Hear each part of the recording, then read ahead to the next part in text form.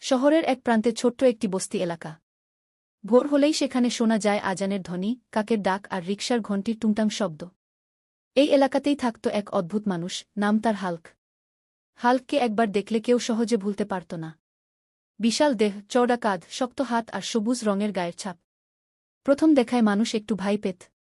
কিন্তু যেই তার সঙ্গে কথা বলত, বুঝে যেত এই মানুষটার মন শিশুর মতো নরম। হাল্ক ছিল একজন রিকশাচালক। ভোরের শুরু। প্রতিদিন ভোরে সূর্য ওঠার আগেই হাল্ক ঘুম থেকে উঠত। ছোট্ট টিনের ঘরের কোণে রাখা রিকশার চাবিটা হাতে নিয়ে সে বের হয়ে পড়ত। রিকশাটা তার কাছে শুধু কাজের জিনিস নয়, ওটাই তার জীবন। সে প্রথমে রিকশার চাকা পরীক্ষা করত, ব্রেক দেখত, তারপর একটা ভেজা কাপড় দিয়ে রিকশাটা মুছে নিত। নিজের মনে বলত, রিকশাটা ঠিক থাকলে যাত্রীরাও নিরাপদ থাকবে। তারপর শুরু হতো শহরের পথে পথে ছুটে চলা। রাস্তা হাল্ক। অন্য রিকশা চালকেরা যেখানে যাত্রী টানাটানি করত, সেখানে হাল্ক চুপচাপ দাঁড়িয়ে থাকত। কেউ ডাকলে তবেই যেত। সেসব যাত্রীকে একই কথা বলত, ভাই, আরামে বসবেন। গর্ভবতী নারী, স্কুলের বাচ্চা, বৃদ্ধ মানুষ, হাল্ক তাদের জন্য আলাদা যত্ন নিত। কখনো বেশি ভাড়া চাইত না। কেউ দর কষাকষি করলে বলত, যা দেন তাতেই চলবে। অসহায় মায়ের গল্প। একদিন হাল্কের রিকশায় উঠলেন এক দরিদ্র মা, কোলে অসুস্থ শিশু। শিশুটার শ্বাস নিতে কষ্ট হচ্ছিল।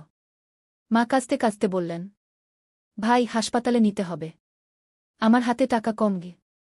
হাল্ক কিছু বলল না। সে শুধু রিকশার প্যাডেলে জোর দিল। ঘাম ঝরতে লাগল তার কপাল দিয়ে, কিন্তু গতি কমল না।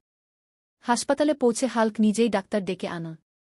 মা যখন ভাড়া দিতে গেলেন, হাল্ক মাথা নেড়ে বলল, আপনি আগে আপনার ছেলেকে বাঁচান। সেদিন হাল্ক না খেয়েই বাড়ি ফিরেছিল, কিন্তু তার মনে ছিল অদ্ভুত শান্তি।